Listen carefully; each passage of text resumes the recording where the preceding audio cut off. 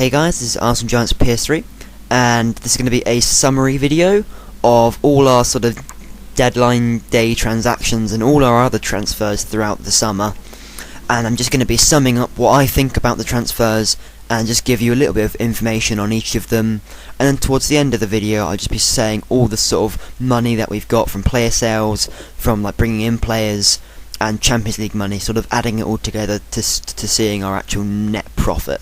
So I'll sort of just run through everything right now. So here goes. So the very first player we bought in, as you well know, is Carl Jenkinson. He's 19 years old. He came from Charlton for around 1 million. He plays at right back. A lot of people have been saying he's awful, he's crap, but he is hugely inexperienced.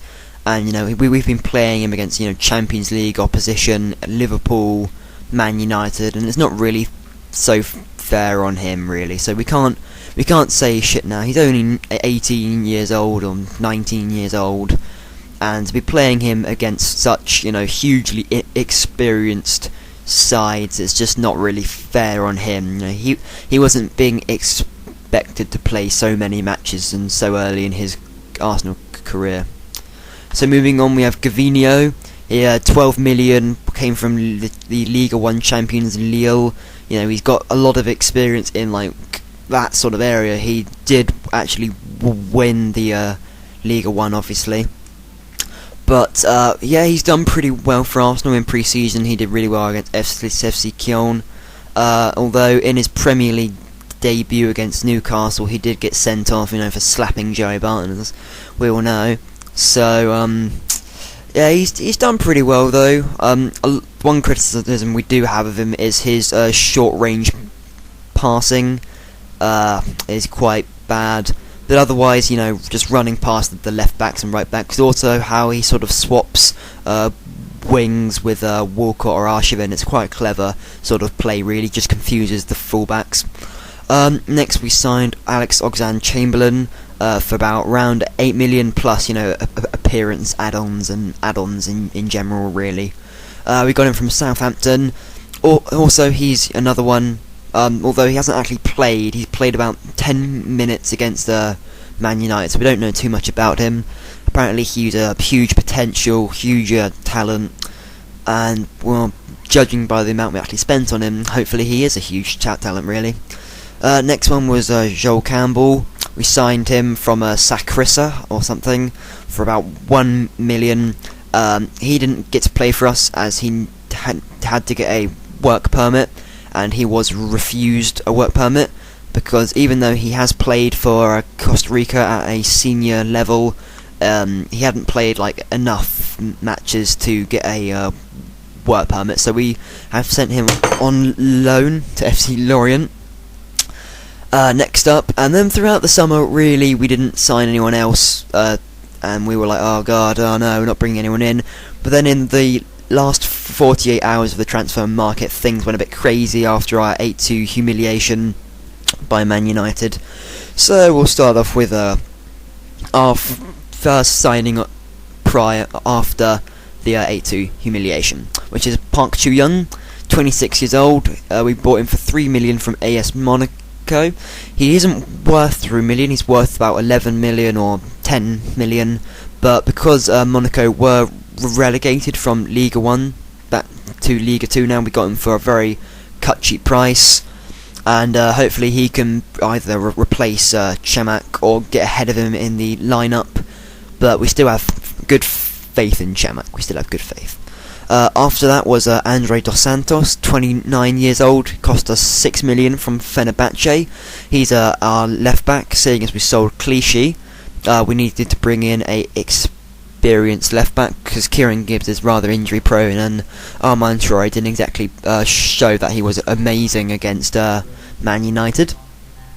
And then we signed Per Mertesacker, 26 years old, cost us 8 million from Werder Bremen, centre back, hugely experienced. He's a fully German international, played at World Cups now, played about 2 or 3 roughly, so he's hugely experienced. He had a pretty injury ridden last season, so he didn't do too well last season, but he's now fully and should be playing for Arsenal straight away, hopefully.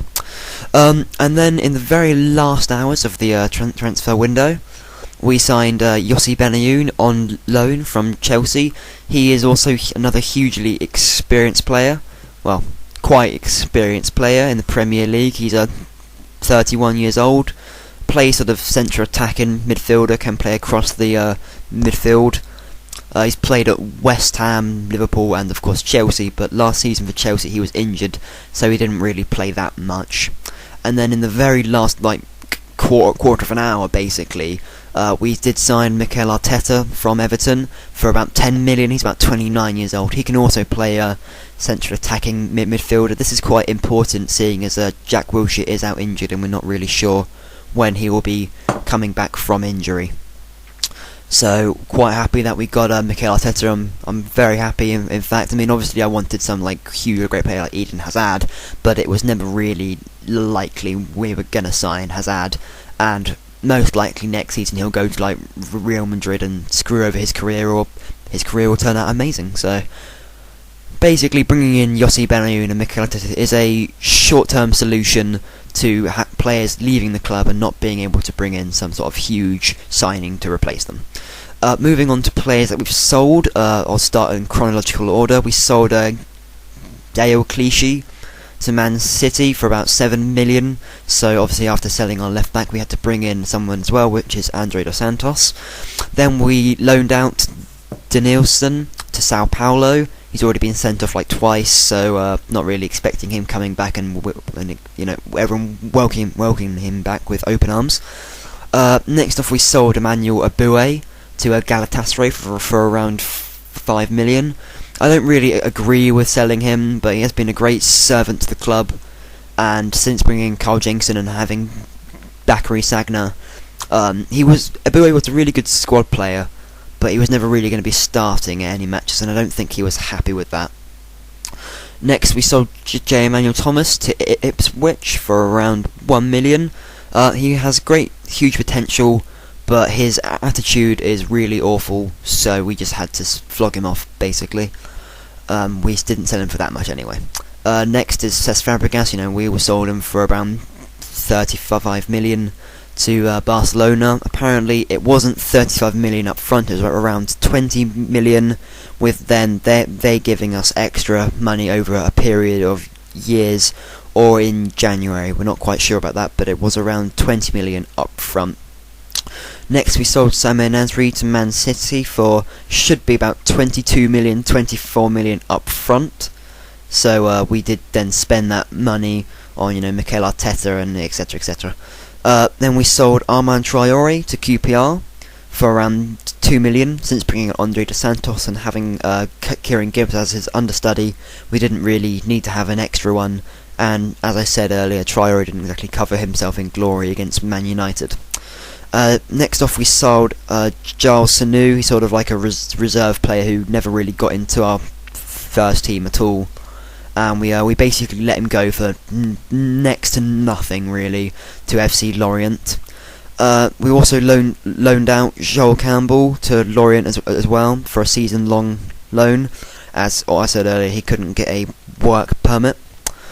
We also loaned out Nicholas Bentner to Sunderland, and this one wasn't really in chronological order. Carlos Vela, we loaned him out to Real Sociedad quite early in the summer, but seeing as the Spanish league has only just started, really, we haven't seen too much of him. So that's all the players that we've brought in and sold. Now I'm just going to go over profits and stuff like that, just kind of, maybe some people will be interested in it, I don't know. So roughly, reportedly, transfer money at the start of the season was around 25 million, and then from qualifying for the Champions League group stage we got around 20 million, which comes to 45 million. Then we sold 74 million worth of players, which should be around 119 million, I think. And then we spent 48 million on bringing in players, so our net profit is 71 million roughly. But then from that you have to take away player wages, appearance clauses and other sorts of clauses. Also, the the Fabregas money is not up front among with other players, so net profit we're looking at around 30 million roughly. Anyway, I hope you enjoyed this video. I didn't have any FIFA 11 gameplay to go with it because I was getting pretty sick of FIFA, and I'm sure you were as well, so I just decided to use pictures of them, etc. So anyway, I hope you enjoyed it, and thank you for watching.